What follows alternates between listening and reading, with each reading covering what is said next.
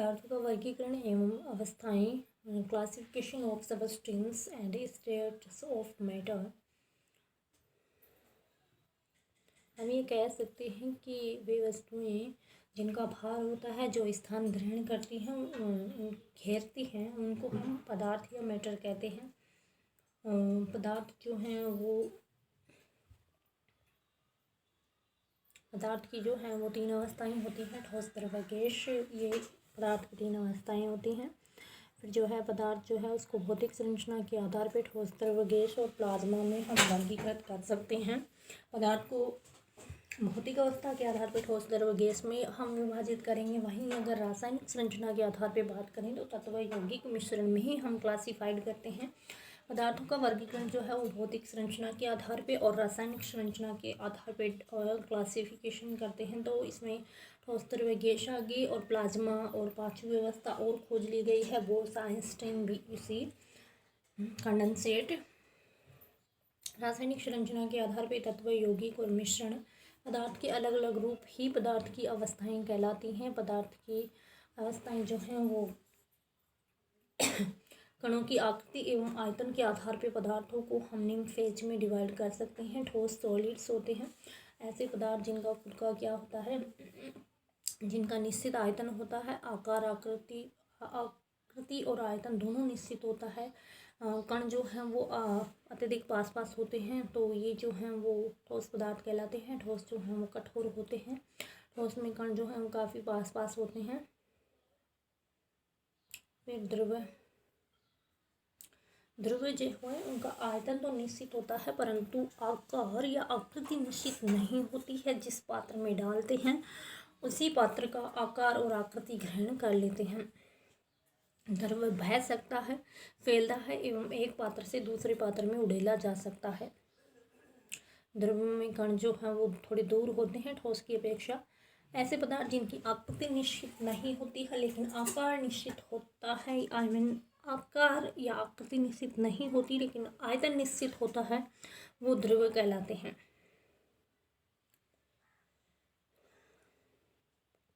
फिर गैस जो है, गैस जिनका आयतन और आकृति दोनों ही निश्चित नहीं होते हैं, जिस पात्र में डाले जाते हैं उसी का आकार ग्रहण कर लेते हैं। अवयवी कण काफ़ी ज़्यादा दूर दूर होते हैं, वो गैसेज कहलाती हैं। गैस जो है वो जो वायु है वो गैसों का मिश्रण है। वायु हमें दिखाई नहीं देती है, हवा में बहती है और हम इसे महसूस कर सकते हैं। घर में जो है वो अगरबत्ती जब जलती है तो उसके कण जो है वो दूर दूर तक फैल जाते हैं। ये जो है गैस का आकार, आकृति या आयतन कुछ भी निश्चित नहीं होता है। कण जो है वो अत्यधिक दूर दूर होते हैं। तो ऐसे पदार्थ जिनकी आकृति, आयतन दोनों ही निश्चित नहीं होते हैं वो गैस कहलाती हैं। जैसे ठोस है, द्रव में बदल गया, अवस्था परिवर्तन है। पदार्थ जो है वो 0 डिग्री सेंटीग्रेड से जब नीचे चला जाएगा तो ठोस में बदल जाएगा। जब 0 से 100 डिग्री से ऊपर चला गया तो गैस में परिवर्तित हो जाएगा। फिर प्लाज्मा, यह पदार्थ की जो है वो वास्तव में सैचुरेटेड गैसीय अवस्था मानी गई है। यह अवस्था गर्म आयनित पदार्थ के रूप में पाई जाती है। सूर्य, तारे, ट्यूबलाइट, टीवी के पिक्चर ट्यूब आदि में प्लाज्मा अवस्था पाई जाती है।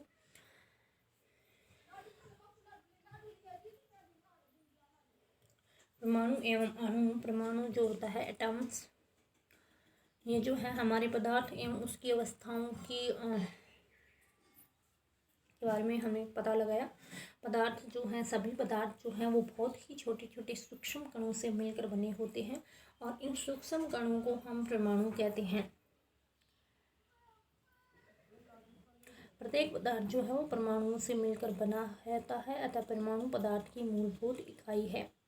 ग्रीक दार्शनिक डेमोक्रिटस ने पदार्थ को सूक्ष्म अविभाजित कण को जो है वो परमाणु कहा है। डेमोक्रिटस जो है उन्होंने सूक्ष्म नॉन डिवाइडेबल जो कण है, पार्टिकल है, उसको एटम कहा है।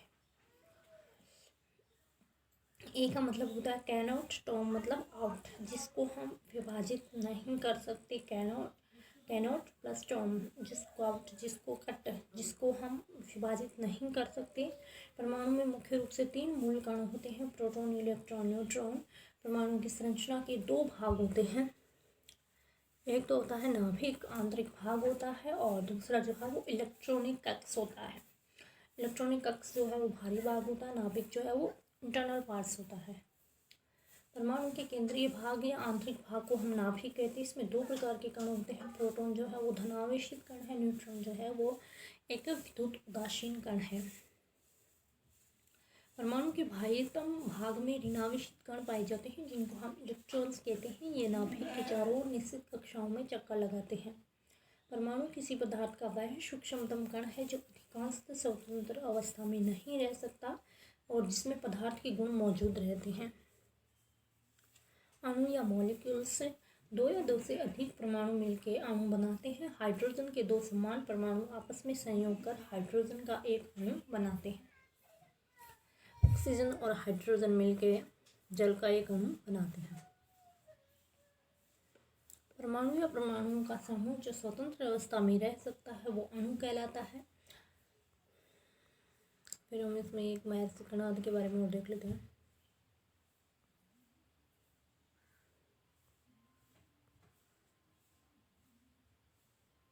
महर्षि कणाद वैदिक काल में एक महान दार्शनिक महर्षि कणाद द्वारा रचित वैशेषिक सूत्र पश्चिम के वैज्ञानिकों के लिए परमाणु भौतिकी की आधार भूमि है।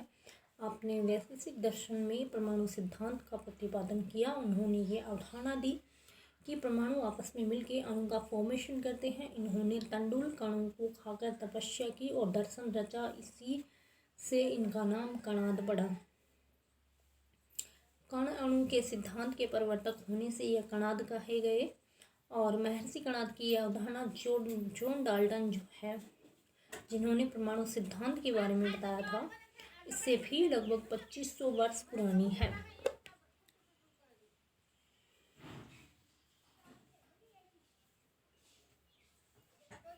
तत्व, यौगिक एवं मिश्रण, एलिमेंट, कंपाउंड एंड मिक्सर। तत्व या एलिमेंट्स जो हैं शुद्ध तांबा, लोहा, एल्यूमिनियम, सोना, ऑक्सीजन आदि एक ही प्रकार के परमाणु होते हैं और इनको हम तत्व या एलिमेंट कहते हैं। किसी तत्व के सभी परमाणु गुणों में समान होते हैं और इनमें कार्बन, सल्फर, चांदी आदि आते हैं। तत्वों में एक ही प्रकार के परमाणु होते हैं।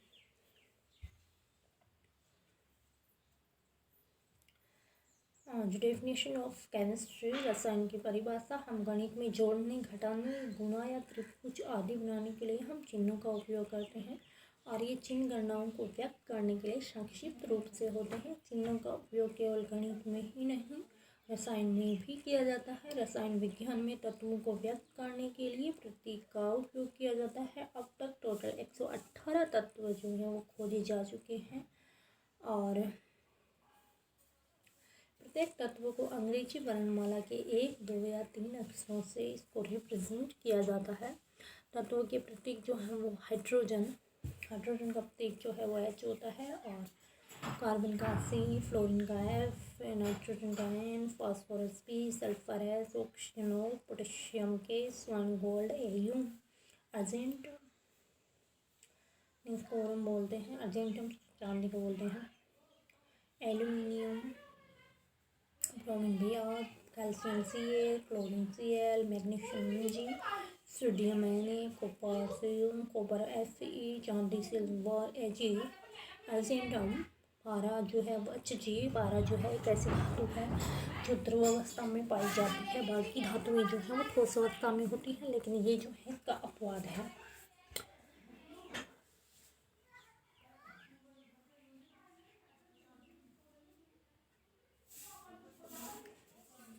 यौगिक या कंपाउंड, दो या दो से अधिक परमाणुओं को हम निश्चित रेशो में रासायनिक क्रिया द्वारा संयुक्त होने पर जो पदार्थ बनता है उसको हम यौगिक कहते हैं।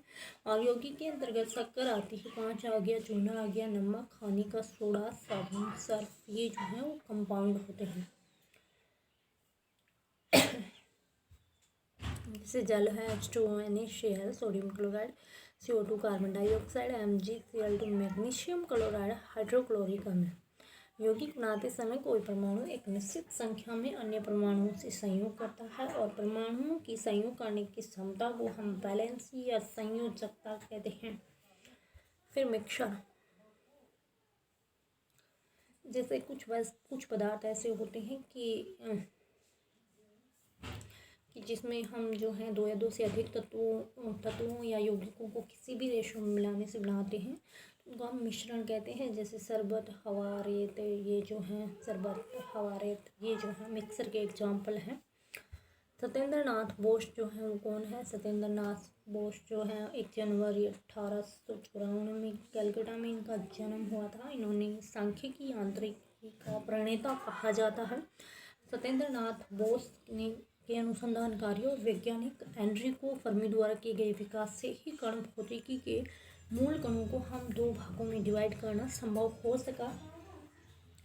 इस खोज के लिए इन कणों को बोस के नाम पर बोसोन तथा फर्मी के नाम पर फर्मियोन कहा गया। राष्ट्रीय विज्ञान संस्थान ने इनको मेघनाथ सहाय स्मारक स्वर्ण पदक प्रदान कर इनको सम्मानित किया गया और 1954 में इनको जो है इंडियन गवर्नमेंट ने पद्म विभूषण से अलंकृत किया। बोस द्वारा विकसित किए गए सिद्धांत को जो है वो आइंस्टाइन द्वारा प्रकाशित कराया गया। इस सिद्धांत को बोस आइंस्टीन सांख्यिकी कहा जाता है। आइंस्टीन के दिशा निर्देश पर सत्येंद्र नाथ बोस ने बोस आइंस्टीन कंडेंसेशन नामक 5वीं अवस्था को बताया, जिसकी वैज्ञानिक पुष्टि हो चुकी है। इसी कारण से भारतीय आइंस्टीन कहना जो है वो अधिक उपयुक्त है। वस्तु जिनमें भार होता है स्थान घेरती है, पदार्थ कहलाती है। भौतिक संरचना के आधार पर पदार्थ, ठोस, द्रव, गैस, प्लाज्मा और बोस आइंस्टाइन कंडेंसेट जो है ये अवस्थाएं होती हैं। रासायनिक संरचना के आधार पर पदार्थ को तत्व यौगिक मिश्र में हम वर्गीकृत कर सकते हैं। ठोस पदार्थ की आकृति हम आयतन निश्चित होता है, द्रव का आयतन निश्चित परंतु आकृति निश्चित नहीं होती है। गैस पदार्थ की आकृति आयतन दोनों ही निश्चित नहीं होते हैं। परमाणु पदार्थ की मूलभूत इकाई है। परमाणु के बाह्यतम एवं आंतरिक 2 भाग हैं। आंतरिक भाग में प्रोटॉन, न्यूट्रॉन होते हैं, बाह्य भाग में इलेक्ट्रॉन होते हैं। तत्व जो है वो एक ही प्रकार के परमाणु होते हैं। परमाणु का वह समूह जो स्वतंत्र अवस्था में रह सकता है अणु कहलाता है। 2 या 2 से अधिक परमाणुओं का निश्चित अनुपात में रासायनिक क्रिया द्वारा संयुक्त होने पर बने पदार्थ को हम यौगिक कहते हैं। 2 या 2 से अधिक तत्वों या यौगिकों को किसी भी अनुपात में मिलने से बना जो पदार्थ है वो मिश्रण कहलाता है। गैसीय अवस्था में होता है तो गैसीय अवस्था में आकार आयतन दोनों ही अनिश्चित होता है। परमाणु के बाह्यतम भाग में मुख्य कण जो है वो इलेक्ट्रॉन है। एक ही प्रकार के परमाणु से बना पदार्थ जो है वो तत्व कहलाता है। शक्कर, नमक, कांच, प्लास्टिक ये पदार्थ क्या कहलाते हैं? तो ये जो है वो यौगिक कहलाते हैं।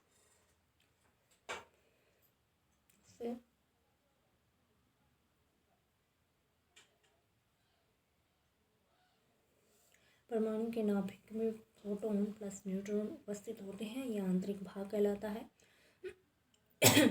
ठोस के कण जो है एक दूसरे के अत्यंत निकट होते हैं, जबकि गैस के कण अत्यधिक दूर होते हैं। शक्कर एक यौगिक है, जबकि चाशनी एक मिक्सचर है।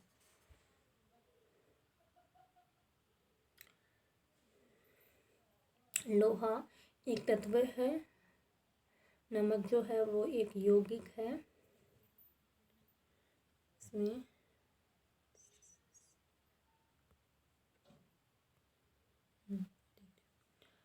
लोहा क्या है? लोहा एक एलिमेंट है। नमक जो है वो एक यौगिक है। शरबत न्यूट्रॉन प्रोटॉन परमाणु में होते हैं। शरबत जो है वो मिक्सचर हो गया।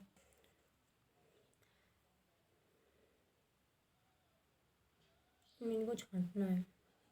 ऑक्सीजन जो है वो एक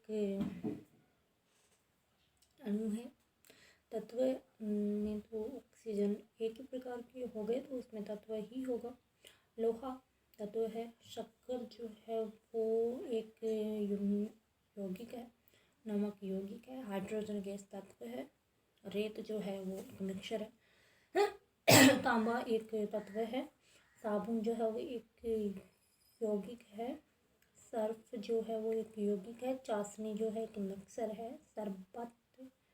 शरबत जो है एक मिक्सचर है। वायु एक मिक्सचर है।